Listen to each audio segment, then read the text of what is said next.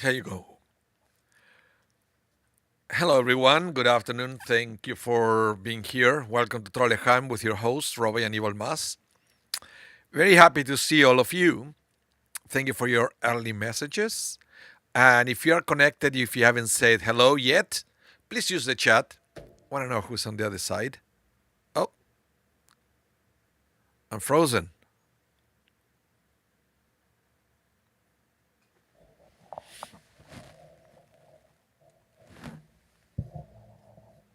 I hope everything is okay. Can you hear me? My video kind of froze for a minute. So, welcome Shelly, welcome David, welcome Brenda, welcome Michael Legoff. Great to have you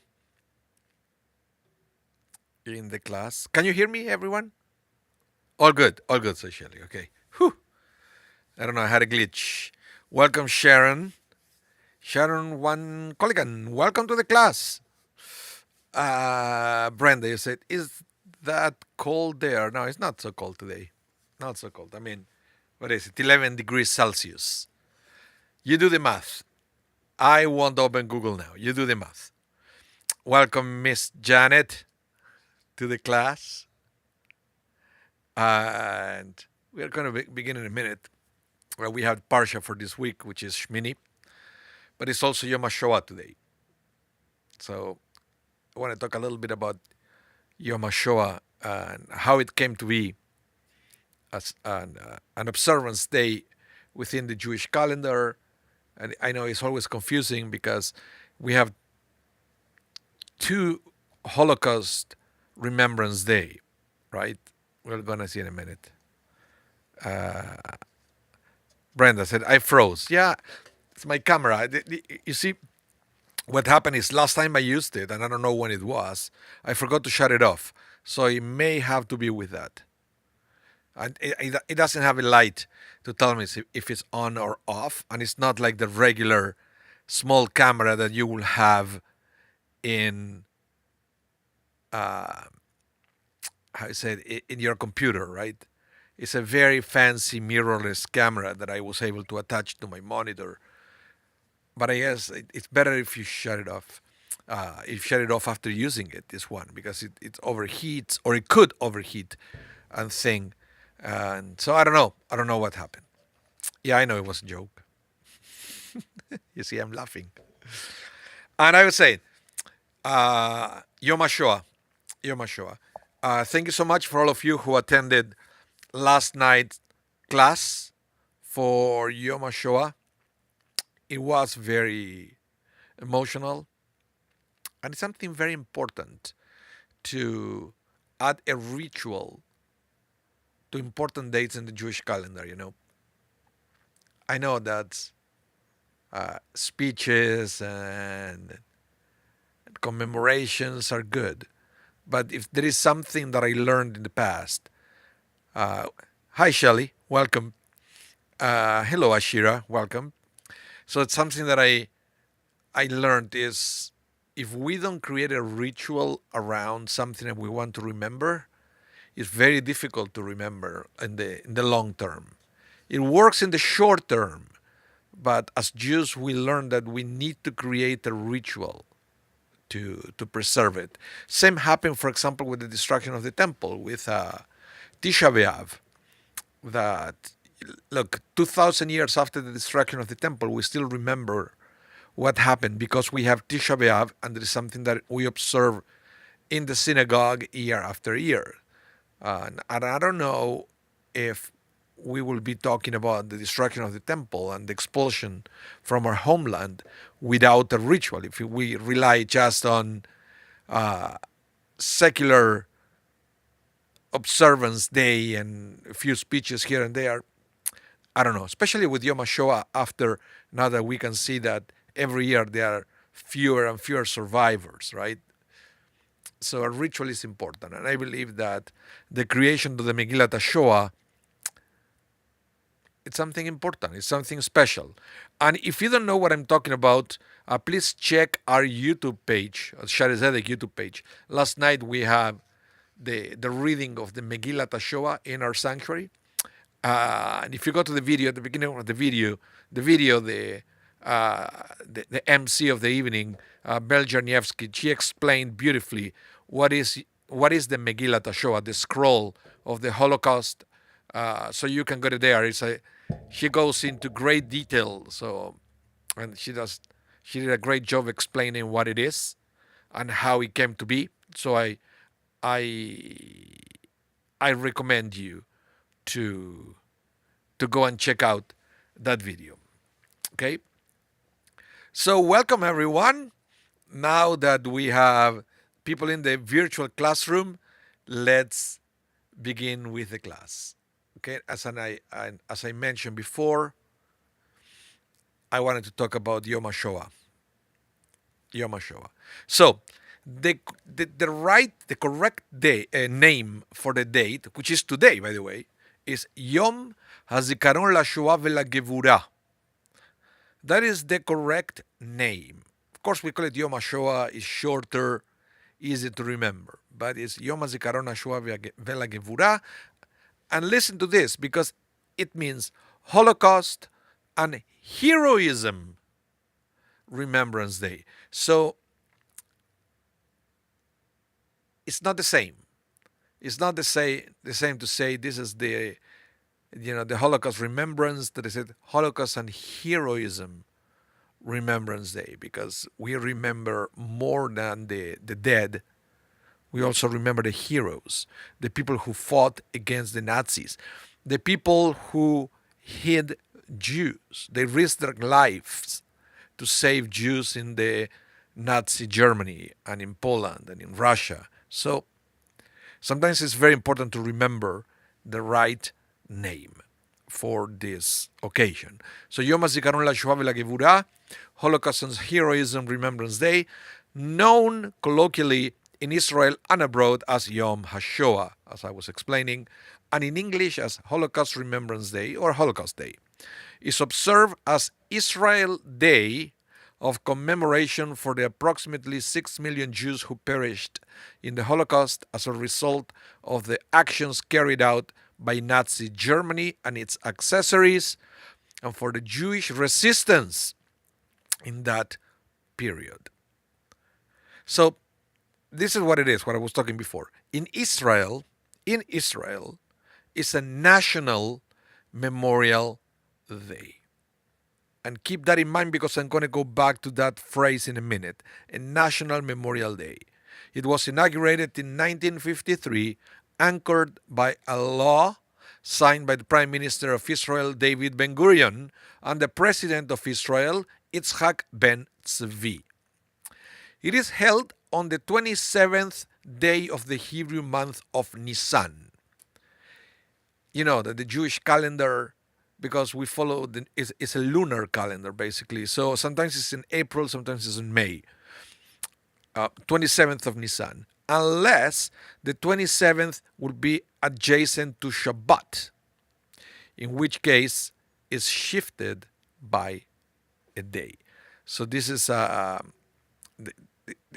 very important thing to remember.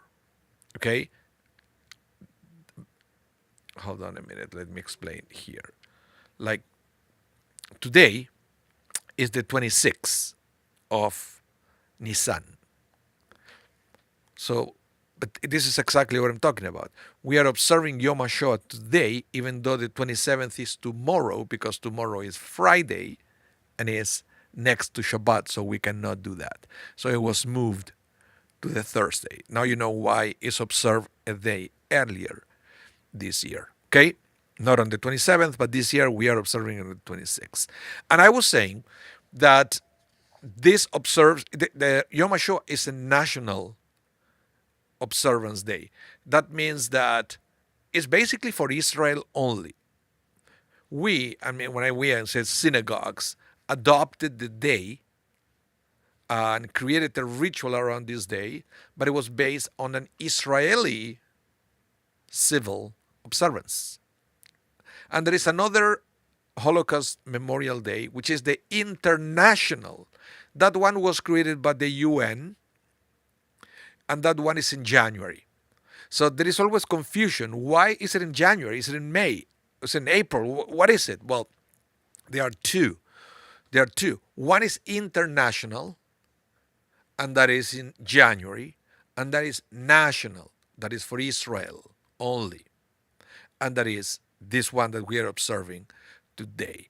But the communities in the diaspora adopted the Israel's National Day before the UN created the International Day. So now we have 2 days of observance for the Holocaust, and it's always good. It's always good to have more than one occasion. I mean, the more, the better in this case. So, the one that we are observing today, the Israeli one, is based on the uprising of the Warsaw Ghetto. And the one in January, the one that it was decided by the UN, is based on the liberation of Auschwitz. So they commemorate two different things.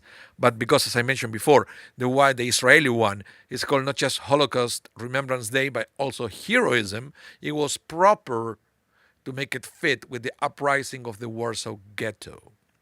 And that's why, if there was any confusion, now I wanted to talk about, I wanted to explain this so it is clear what is that we are observing today and why there are two observance days, one in April, one in January. Okay, time to check the chat. Brenda, you say, talking about heroes, the people of the small town in Germany managed to bury memorabilia from my father's family.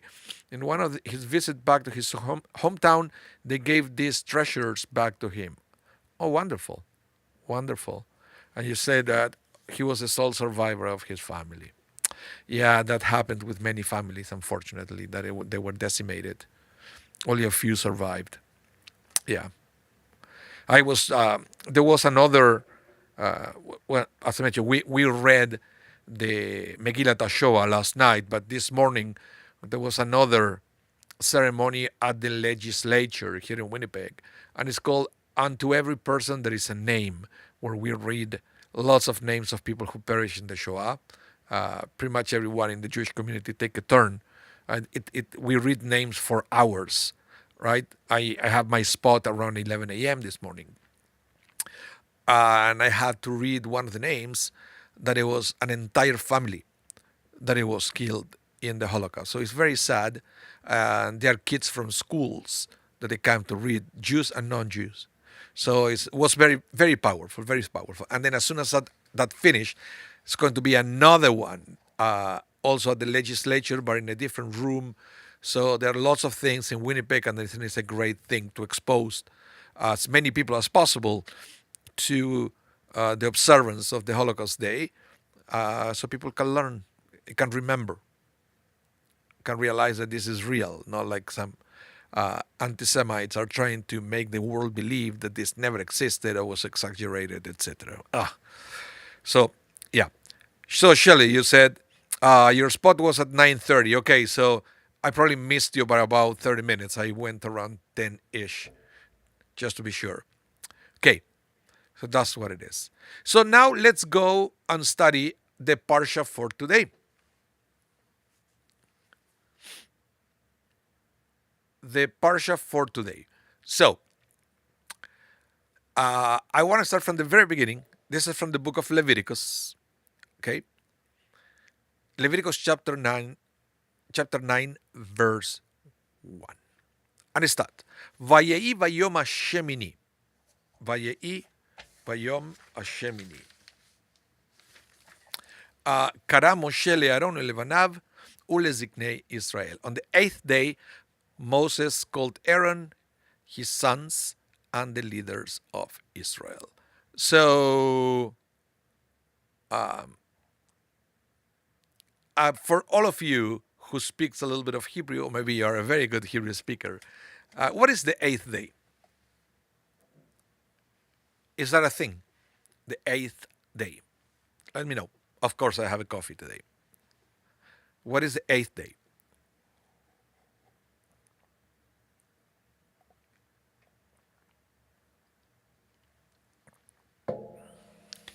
No clue? Because when I remember reading this many years ago, I said, Beyom Shemini, it doesn't make any sense because we know that the week has 7 days, 1 to 6, and then we have the Shabbat. So we're thinking, what the heck is the eighth day? Well, then when you read the context of what's going on here, there was there is a count. There was the process of the inauguration of the tabernacle, the very first sanctuary that we have in the desert. Remember the one that was portable. Eventually, after decades, that became the temple of Jerusalem. Once we have a fixed place to build it, but back in the day, was the first sanctuary was a big deal because it became known as the house of the Lord. Was it a place where it was a representation of the presence of God? So it was a big deal for the Jewish people. And it involved uh, a week long celebrations, an inauguration process, and then on the eighth day is when the sacrifices were offered. Okay, 7 days of preparation, and then on the eighth day was the beginning of the tabernacle. So this is beautiful. Let me explain. Let me explain why. Because the rabbis do say, hold on a minute, and we understand that this we are counting days here, but the eighth day as a day of the week does not exist. But nevertheless, it's not a coincidence that the tabernacle was erected on the eighth day. Because the eighth day in Judaism, the number 8 in Judaism is very special. Let's see if you can remember anything in Jewish tradition that involves the number 8. And I will give you a minute to use the chat. Can you remember anything in Judaism that involves the number 8? Let's see. Let's see who is the first to answer that question. What does it involve the number 8 that you remember? I can think from the top of my head at least 2 big things.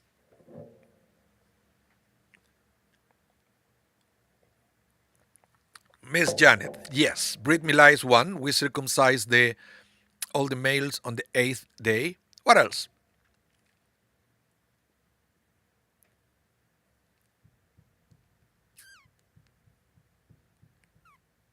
Hanukkah lights, yes.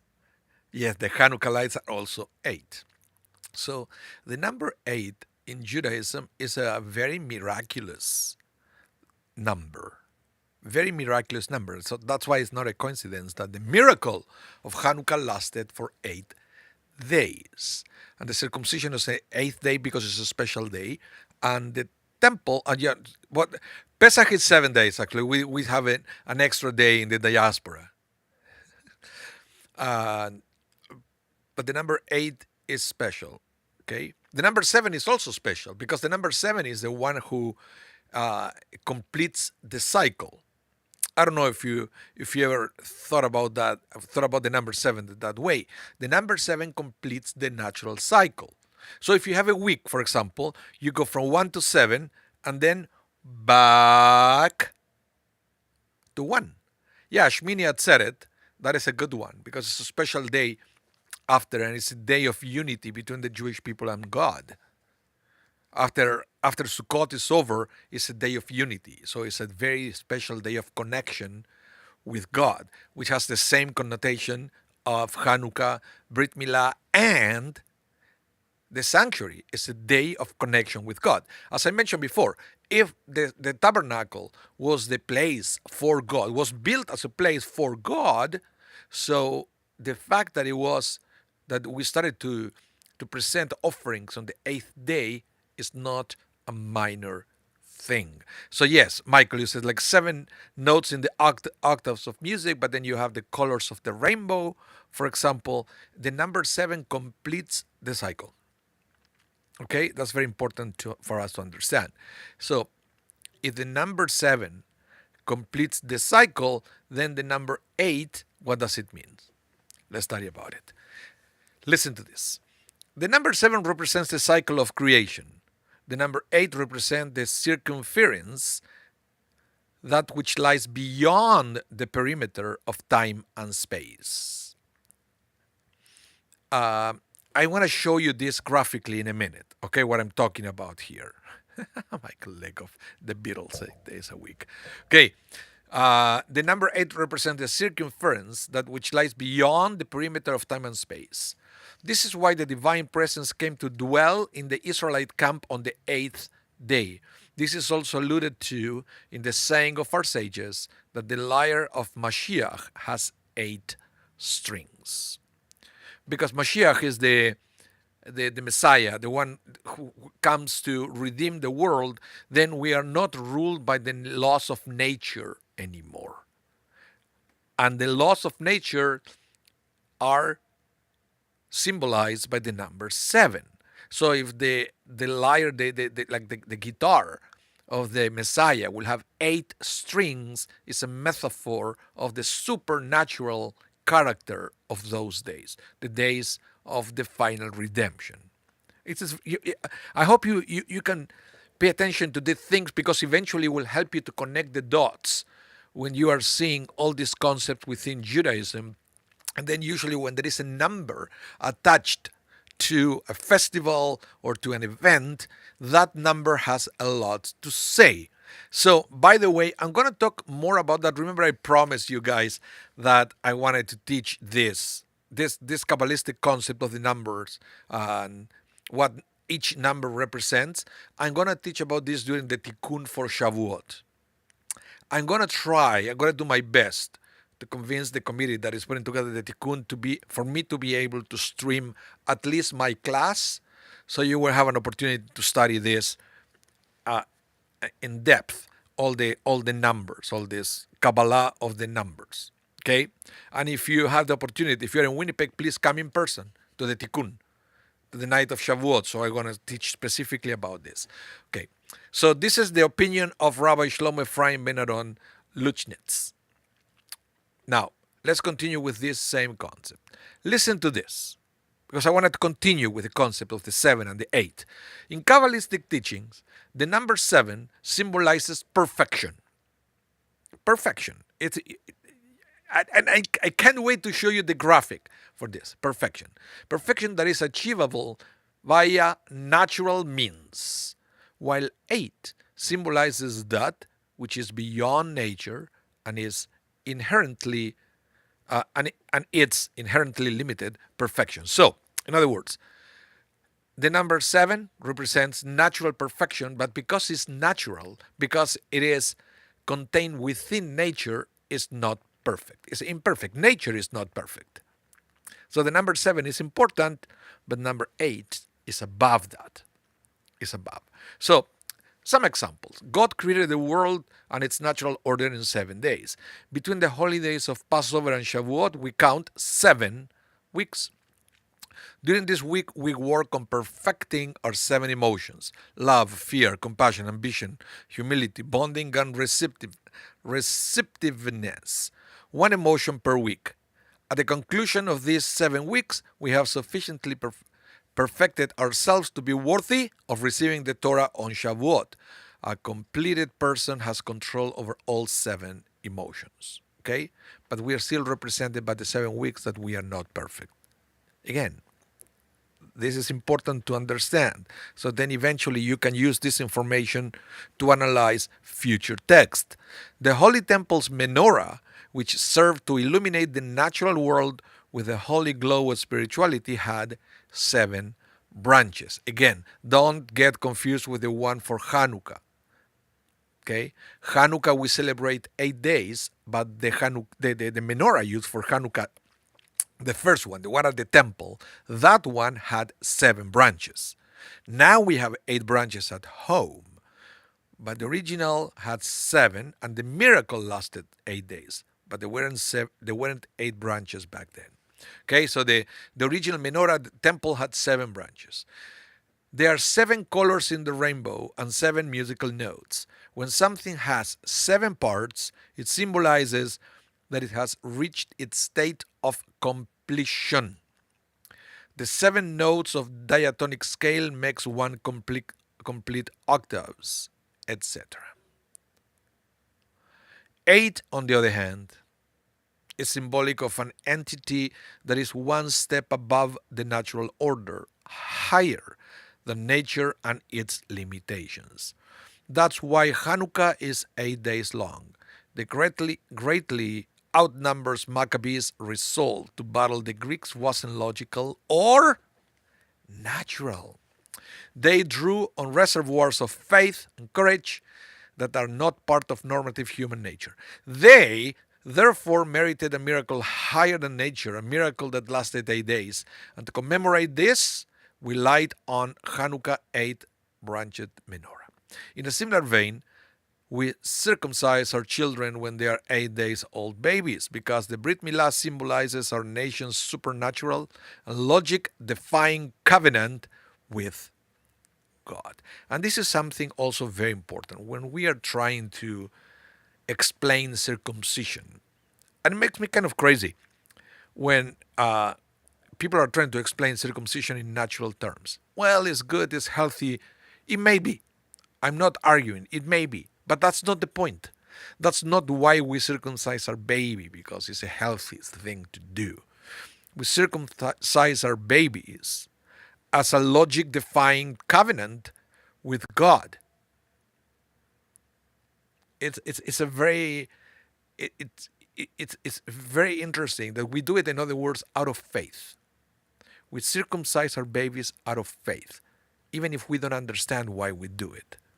We know that somehow at a spiritual level, we are perfecting the baby by the circumcision. And it's something that cannot be explained by natural means, even if we try. Because it's a supernatural thing to do.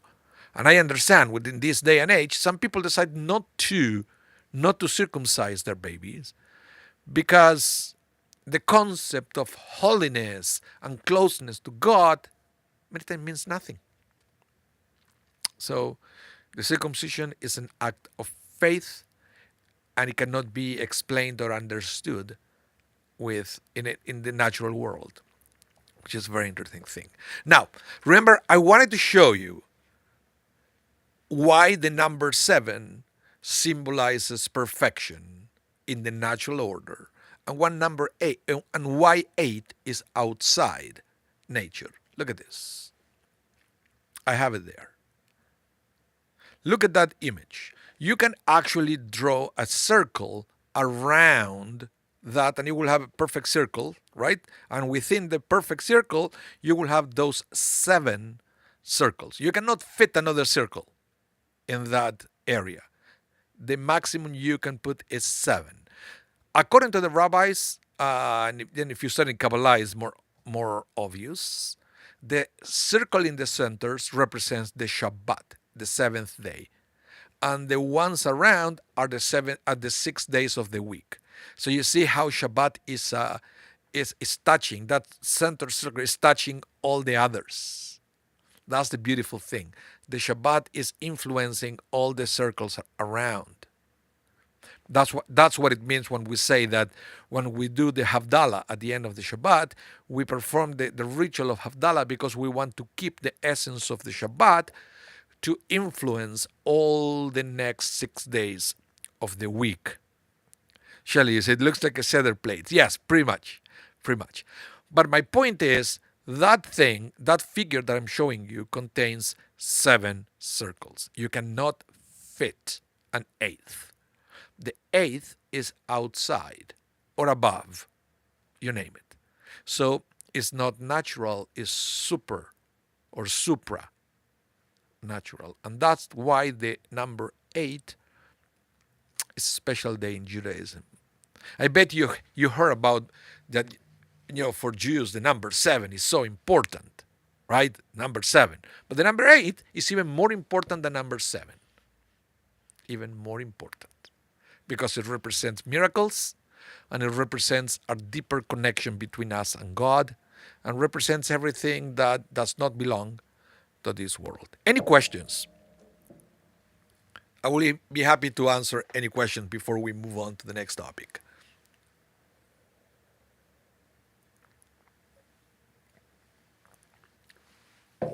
Okay, let's continue with the class. Let's see.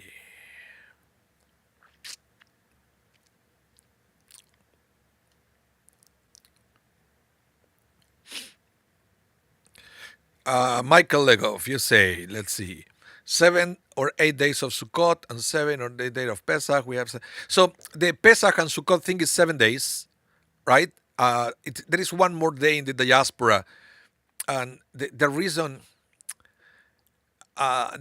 why we have an extra day in the diaspora, it has nothing to do with the number 8. It has to do with the fact that outside Israel, this is a symbol that outside Israel you need to celebrate an extra day to perhaps approach to the level of holiness that you will experience in Israel with just 7 days.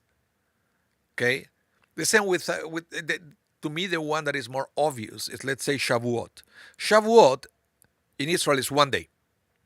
One day you capture the essence of Shavuot. In the diaspora, we need 2 days to perhaps or maybe get it.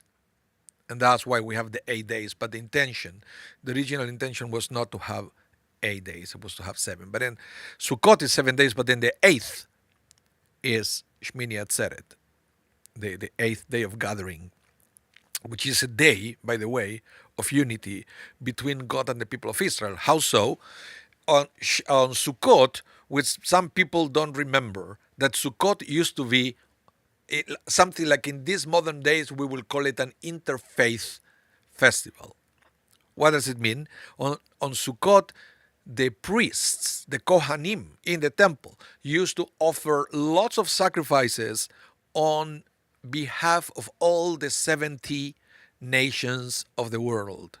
Okay, all the days they used to sacrifice different bulls, other animals on behalf. It was a way of atonement of all the nations of the world, and that is, remember, because we just came out of Yom Kippur, so this will complete the cycle of atonement, not just for the Jewish people, but also for all the other nations who don't observe Yom Kippur, but we want to atone their sins as well, so we can all have a good year ahead. It's not that we want to have a good year, we want the world to have a good year, free of sin, free of transgression, etc. So we atone for them as well.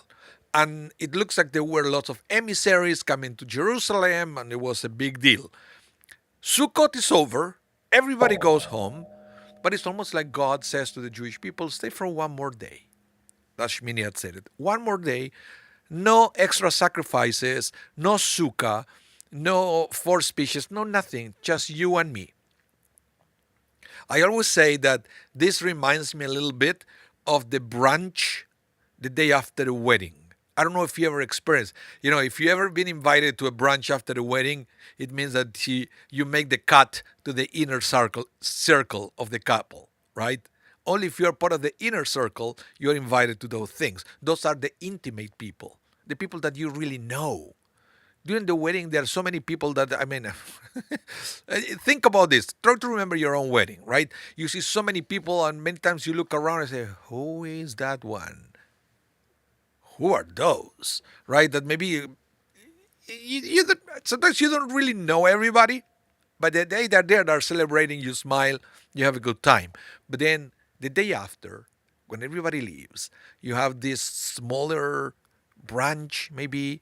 And I've seen people sometimes, at the hotels, they come, the bride and the groom, they come with their pajamas the day after to share this intimate time with their families and intimate friends. So that's the idea of Shemini Atzeret after Sukkot is over. So it's a day of intimacy between the Jewish people and God, and that's why it qualifies to be celebrated on the eighth day. That's the whole idea. So Michael, so going back, the Jubilee and even Shavuot, you have a cycle of 7, and then the day after is Shavuot. You count 7 weeks, and the day after is Shavuot. It's almost like the eighth day. Yeah. And then Michael Legoff says, Shmusers also use that image of 7 circles to create the Magen David.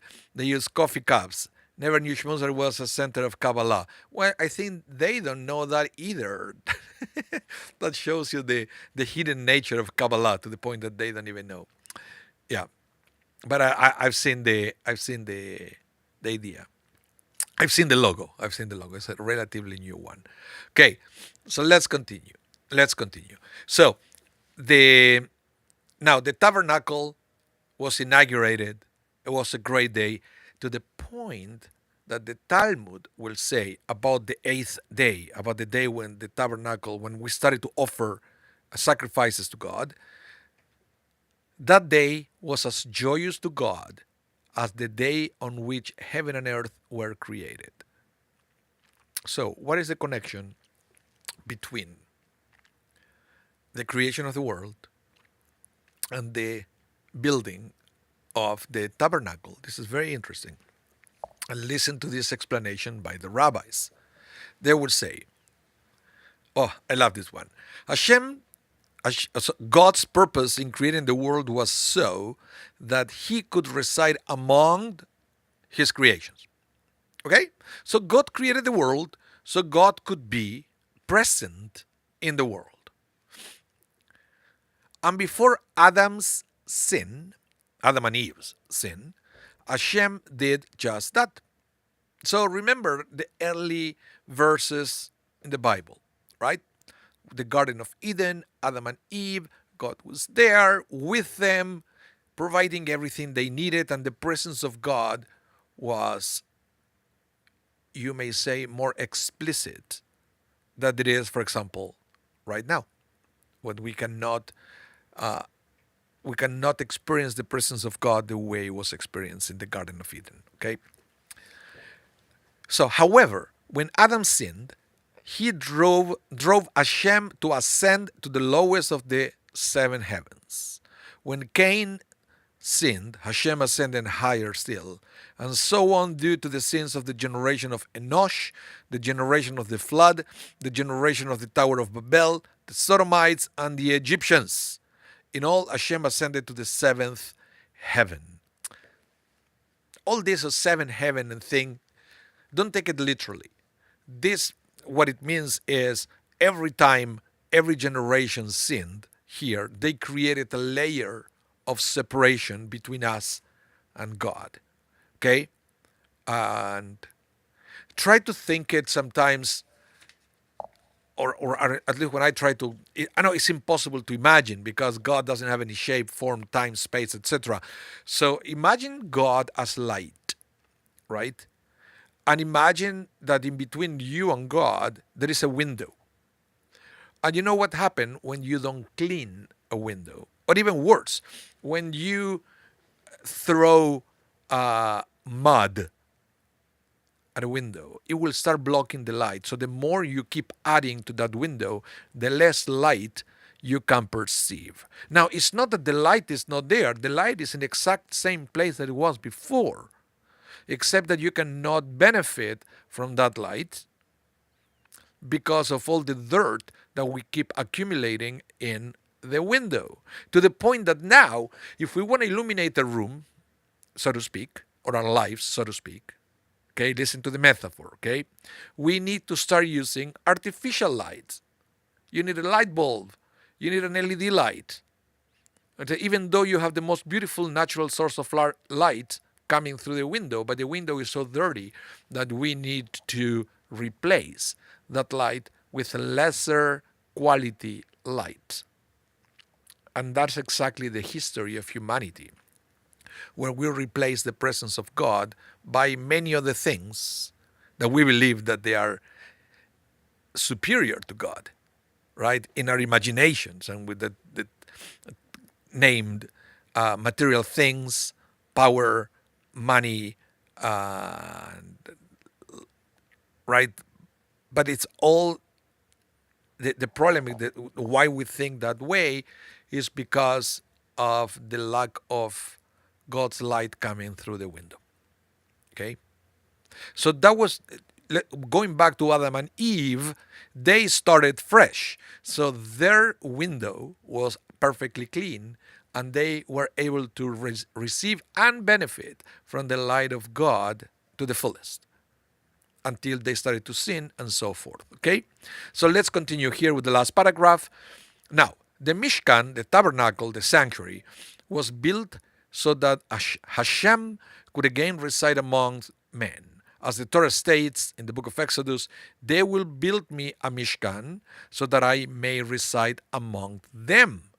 Thus, the day on which the Mishkan / tabernacle was dedicated was as joyous for Hashem as the day on which Hashem created the world.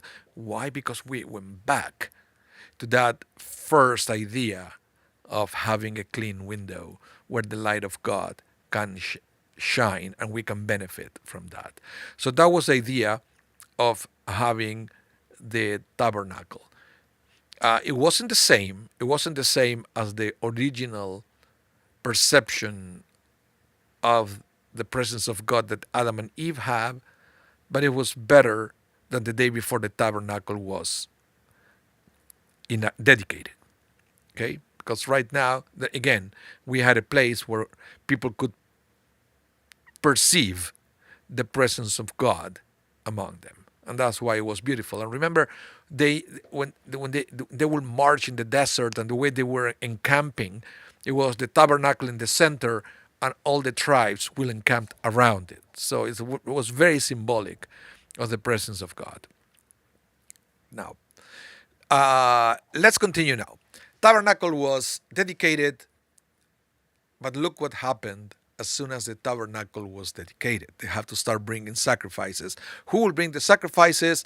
That would be the priests. Back then, we didn't have too many priests. It was the first generation, so the high priest was Aaron, Moses' brother, and then Aaron's sons were the first priests that they were not high priests. Okay? So, listen to this. What happened? Remember, we started the Parsha on chapter 9. Now we are one chapter ahead, chapter 10, after the dedication of the tabernacle. Nadab and Abihu, the sons of Aaron, each took his censer, put fire in it, laid incense on it, and offered unauthorized fire before Adonai, before God, something God had not ordered them to do. At this, fire came forth from the presence of Adonai and consumed them, so that they died in the presence of Adonai. Moses, said to Aaron, "This is what Adonai said. Through those who are near me, I will be consecrated, and before all the people I will be glorified." I mean, that's like a kind of weird way to comfort his brother, but maybe that's for another time to analyze the words of Moses. I will say Aaron's reaction is more realistic.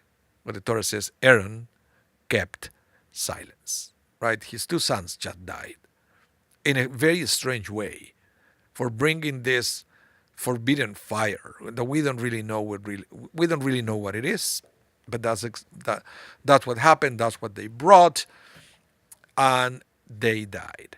And there are many explanations of why they died on that moment, and how is it possible that the two sons of Aaron, all of a sudden they forgot what they're supposed to do?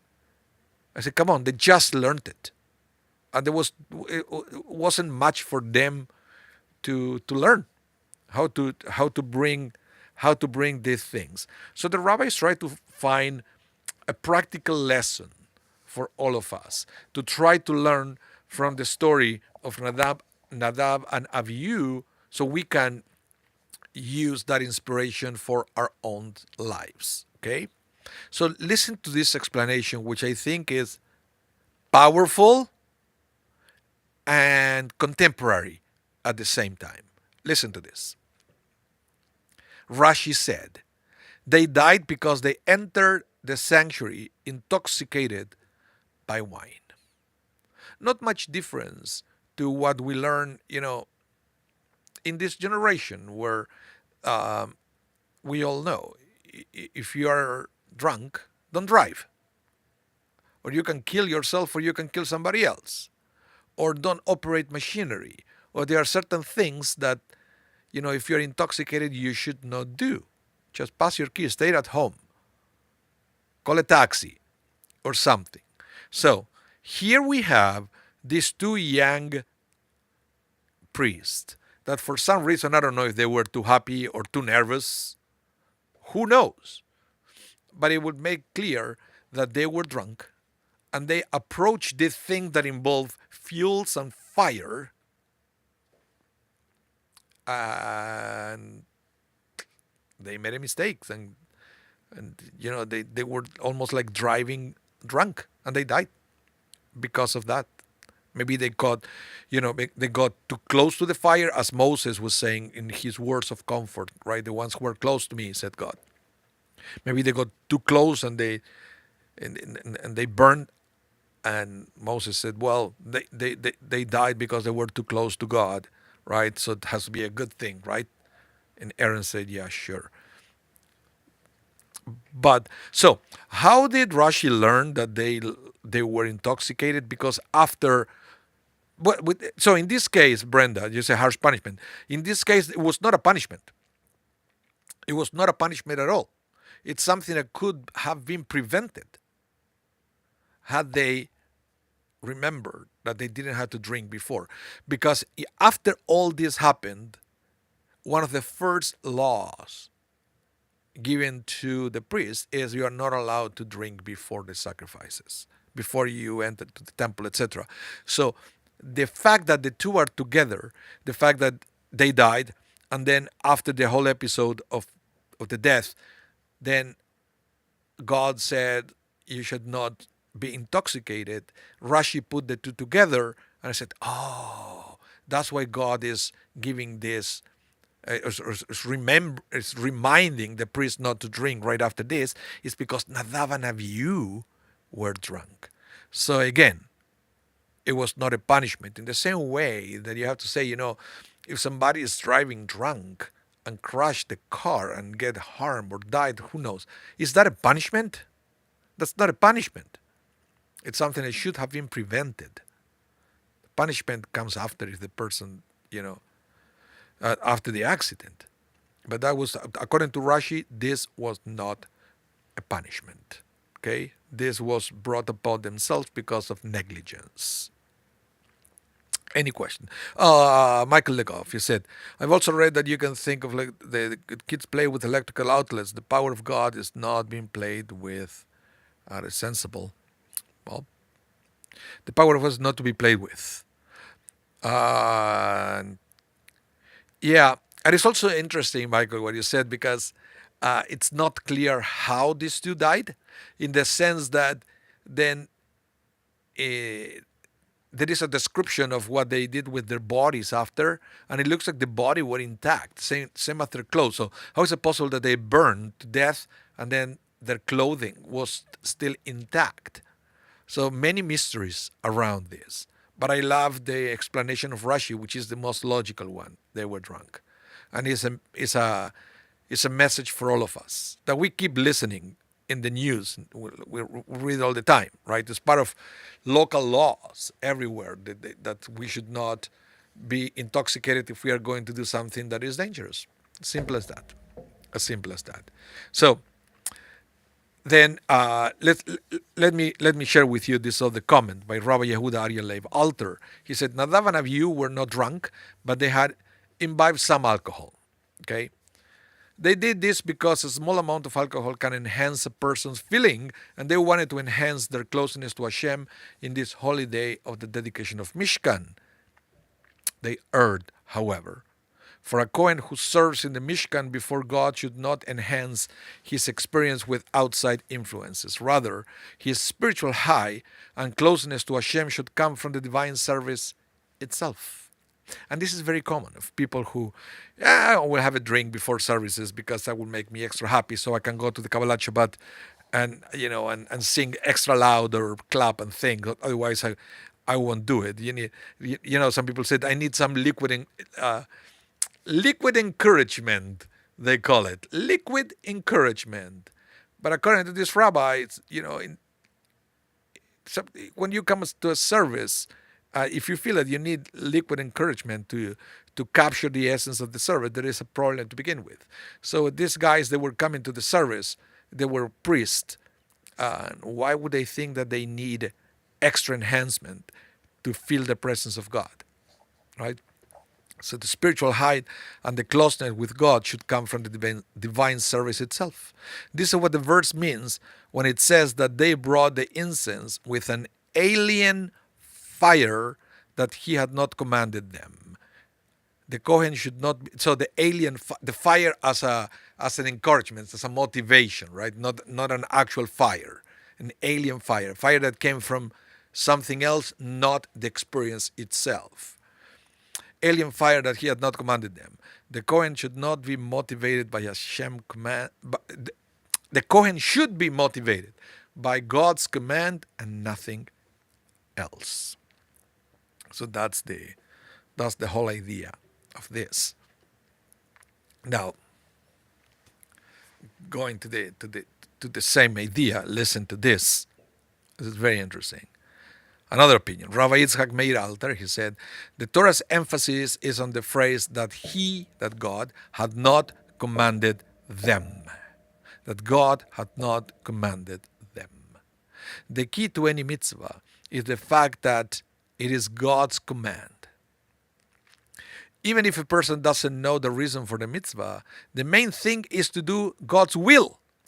This is the meaning of the verse in the Song of Solomon, for your friendship is dearer than wine. Closeness to God is achieved primarily by obeying God's command, not by appreciating the sweet taste, the wine, of the mitzvot. Indeed, this is why we recite a blessing before performing a mitzvah, stating that God has sanctified us through God's commandments and has commanded us to perform the mitzvah, the commandment. And it's so, in other words, at the same time, the other thing that I learned from this text is when what it said that God had not commanded them, and this is something that I think we should all reflect on. I say we as rabbis, in general, in the history of Judaism, and how many commandments had been exaggerated, and we add things that they were not commanded, but we add on top more, and then it keeps building up and building up and building up through tradition. And sometimes I don't think that's necessary to keep adding all these stringencies and add-ons and optional things that I don't know. And I always think, hey, look what happened with Aaron's sons. What they tried to add something that was not commanded, and God made it clear, it's not what I want, right? It's not what I want. Yeah. So anyway, so I think this is let's see. Oh, okay, I will read one more text before we end the class. Okay, but subsequently it says that Moses instructed Mishael and Elzaphan, carry your brother from before the sanctuary, and they carried them out in the rows. Remember, that's what I was telling you. The rows were intact. God sent forth 2 threads of fire into each one's nostrils and consumes their souls without touching their flesh and without touching their clothes. This is what I was saying, that there is a lot of mystery of what really happened there. If it was and how exactly they died. Yeah, and then I was mentioning before, Aaron kept silent. In youth, one learns to talk. In maturity, one learns to be silent. This is man's problem, that we learn to talk before we learn to be silent. And it's sometimes silent is underrated. That we feel that we have to say something, right? We have to say something. Sometimes we don't. Sometimes the right thing to do is not to say something. Like in the case of Aaron.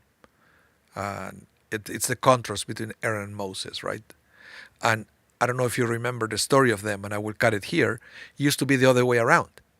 Aaron was the one who would talk all the time. Remember, Moses said to God, I don't know how to talk. How can I go talk to Aaron, to Pharaoh? and God said to Moses, "Don't worry, Aaron is going to do all the talking." And now it's all the opposite. Moses does all the talking, and Aaron is the one who doesn't know what to say.